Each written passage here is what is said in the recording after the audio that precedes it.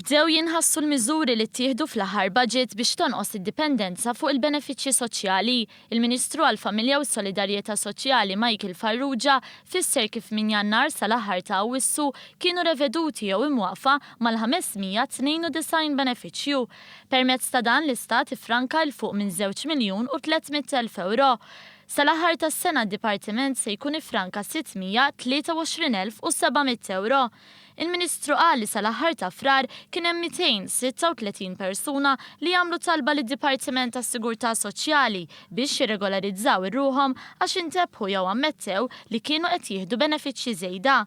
Il-Gvern dejjem saħaq li bix-xogħol jaqbillek u introduċa l-in-work benefit, benefiċċju li jingħata lil dawk il-familji b'żewġ ġenituri jaħdmu bi dħul baxx u li għandhom tfal sa 23 sena.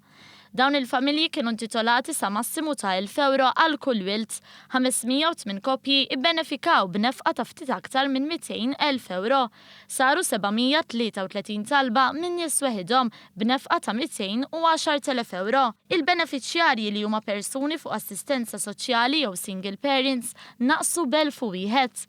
Il-Ministru Michael Farrugia żied jgħid se jkun qed isir fi żmien li ġej biex ikompli jonqos l-abbuż. Sa nkunu wkoll qegħdin naraw li dawk il-persuni l-iktar li għandhom jagħtu lid-Dipartiment sa nkunu qed nibdew minnhom biex jersqu l quddiem ħalli jaslu fi ftehim f'kuntratt mad-Dipartiment biex jibdew iħallsu dak li għandhom jagħtu jekk ma jkunux qegħdin jaċċettaw li jiffirmaw dan il-kuntratt, allura mbagħad iridu nimplementaw dak il-liġi tagħti dritt lid-Dipartiment tas-Sigurtà Soċjali biex jieħu l-passi neċessarji.